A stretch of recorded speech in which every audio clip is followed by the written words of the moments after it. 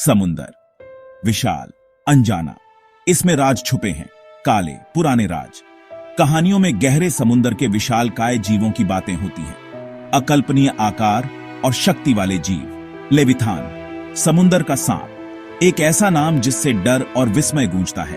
सदियों से नाविकों ने इस राक्षसी जीव के किस्से सुनाए हैं, एक चेतावनी, समुंदर की ताकत की याद दिलाने वाला। लेकिन ये सिर्फ कहानियां थीं, अंधविश्वासी नाविकों द्वारा बताए गए मिथक, या क्या सच में कुछ और था? समुंदर रहस्य का दायरा है। हम जमीन के लोग इसकी गहराई के बारे में बहुत कम जानते हैं। रसातल में क्या छिपा है, खाइयों के साये में कौन से जीव तैरते हैं, हम उनकी दुनिया से अनजान हैं और वे ज्यादातर हमारी दुनिया से छुपे हुए हैं। अब तक गहराई में कुछ हलचल हो रही है। अजीबोगरीब घटनाएं हमारे महासागरों को परेशान कर रही हैं, ऐसी घटनाएं जिनकी कोई व्याख्या नहीं है, ऐसी घटनाएं जो किसी भयावह चीज की ओर इशारा करती हैं। 150 व्हेल न्यूजीलैंड के तट पर फंसी हुई, एक सामूहिक फंसाव की घटना जैसी पहले कभी नहीं हुई। उनके शरीर जो कभी जीवन से भरे थे, रेत पर बेजान पड़े हैं। वैज्ञानिक हैरान हैं, इन कोमल दानवों का इतना दुखद अंत कैसे हुआ? दुनिया भर से रिपोर्ट्स आ रही हैं। मछुआरे अपनी नावों के नीचे विशाल सायों की बातें कर रहे हैं। गहरे समुद्र के जीव जिन्हें इंसानों ने शायद ही कभी देखा हो, उथले पानी में दिखाई दे रहे हैं। एंगलर फिश अपनी बायोलुमिनेसेंट लाइट के साथ सतह के पास तैर रही है, और फिश भूकंप और सुनामी के संकेत मछली पकड़ने के जाल में फंस रही है। समुद्र कुछ कह रहा है और उसका संदेश बेचैनी भरा है। वैज्ञानिक जवाब ढूंढने में लगे हैं। वे व्हेल के शवों का अध्ययन कर रहे हैं, वे समुद्री धाराओं का विश्लेषण कर रहे हैं, वे स्पष्टीकरण खोज रहे हैं, लेकिन जवाब नहीं मिल रहे हैं। कुछ लोग जलवायु परिवर्तन की ओर इशारा करते हैं। गर्म पानी, बदलती धाराएं, ये बदलाव समुद्री जीवन को बाधित कर रहे हैं। लेकिन क्या ये इन घटनाओं के विशाल पैमाने की व्याख्या कर सकते हैं? वैश्विक पहुंच की प्राचीन किंवदंतियों की फुसफुसाहट फिर से उभर रही है। लेविथान, क्राकेन, लुस्का, क्या मिथक के ये जीव अपनी नींद से जाग रहे हैं? वैज्ञानिक मन ऐसे विचारों का मजाक उड़ाता है, ये मिथक हैं, किंवदंतियां हैं और कुछ नहीं। फिर भी संदेह बना रहता है, हम वास्तव में समुद्र के बारे में कितना जानते हैं, इसकी गहराई में कितना कुछ छिपा है। विज्ञान और मिथक के बीच की रेखा धुंधली हो जाती है। क्राकेन, स्कैंडिनेवियाई लोक कथाओं का एक राक्षसी सेफलोपॉड। कहा जाता है कि इसके जाल जहाजों को कुचल देते हैं और नाविकों को उनकी पानी वाली कब्रों में खींच लेते हैं। लुस्का, बहामियन किंवदंती का एक प्राणी, आधा शार्क आधा ऑक्टोपस, कैरिबियन सागर का आतंक। मिथक और किंवदंतियां पीढ़ियों से चली आ रही हैं, अकथनीय को समझाने के लिए बताई गई कहानियां, लहरों के नीचे छिपे खतरों से आगाह करने के लिए।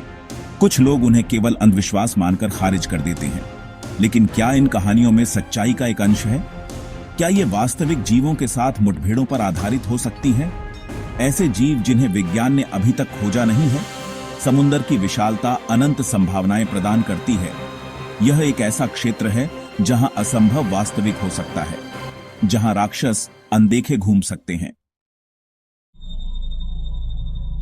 भाग 5। फुसफुसाहट तेज होती जाती है। एक राक्षसी कोरस समुद्र ध्वनि का एक सिम्फनी है, लहरों का टकराना, व्हेल की आवाजें, झींगा का क्लिक करना। लेकिन अब नई आवाजें आ रही हैं, ऐसी आवाजें जो गहरी, गुंजायमान और बेचैन करने वाली हैं। व्हेल के प्रवासन को ट्रैक करने के लिए डिजाइन किए गए पानी के नीचे के माइक्रोफोन इन अजीब संकेतों को पकड़ते हैं। वे कम आवृत्ति वाले स्पंद हैं, शक्तिशाली, लयबद्ध और पहले रिकॉर्ड की गई किसी भी चीज के विपरीत। वैज्ञानिक हैरान हैं। कुछ लोग अनुमान लगाते हैं कि ये ध्वनियां जैविक मूल की हैं, लेकिन ऐसा कौन सा जीव इतने शक्तिशाली और जटिल संकेत उत्पन्न कर सकता है, और उनका क्या मतलब है? फुसफुसाहट तेज होती जाती है, गहराई का कोरस तेज होता जाता है। समुद्र एक संदेश भेज रहा है, एक ऐसा संदेश जिसे हम अभी समझना शुरू कर रहे हैं। भाग 6। रसातल वापस देखता है। हमने लंबे समय से समुद्र की गहराई का पता लगाने की कोशिश की है, इसके रहस्यों को जानने और इसके रहस्यों को उजागर करने के लिए। लेकिन क्या हो अगर ऐसा करने में हमने कुछ जगा दिया हो, कुछ प्राचीन और भयानक। रसातल हमारी ओर वापस देखता है। इसकी ठंडी, बिना पलक झपकाए आंख हमारी हरकत को देख रही है। हम इसके दायरे में घुस बैठिए हैं और यह हमें देख रहा है, इंतजार कर रहा है। गहरे समुद्र की खोज आम हो गई है। पनडुब्बियां मारियाना ट्रेंच के तल तक गोता लगाती हैं। दूर से संचालित वाहन हाइड्रोथर्मल वेंट का पता लगाते हैं। हम रसातल में आगे बढ़ रहे हैं। वहां रहने वाले जीवों को परेशान कर रहे हैं। हमारी जिज्ञासा के अनपेक्षित परिणाम हो सकते हैं। हम उन ताकतों के साथ खेल रहे होंगे जिन्हें हम नहीं समझते हैं। भाग 7, प्राचीन भविष्यवाणियां और आधुनिक भय। पूरे इतिहास में दुनिया भर की संस्कृतियों ने समुद्री राक्षसों की कहानियां सुनाई हैं। इन जीवों को अक्सर गहराई के संरक्षक के रूप में दर्शाया जाता है, समुद्र के नाजुक संतुलन के रक्षक।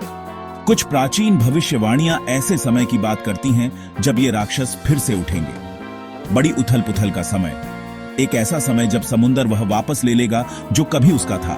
क्या ये घटनाएं आने वाले समय का संकेत हैं? क्या हम भविष्यवाणी के समय में जी रहे हैं? आधुनिक भय प्राचीन चिंताओं को प्रतिध्वनित करते हैं। समुद्र, जो कभी आश्चर्य और विस्मय का स्रोत था, अब भय का स्रोत है। हमें प्रकृति की शक्ति के सामने अपनी तुच्छता की याद दिलाई जाती है। भाग 8, अबूझ भविष्य। भविष्य अनिश्चित बना हुआ है। समुद्र एक विशाल और जटिल प्रणाली है। निश्चित रूप से भविष्यवाणी करना असंभव है कि भविष्य क्या है। क्या ये अजीब घटनाएं बढ़ती रहेंगी?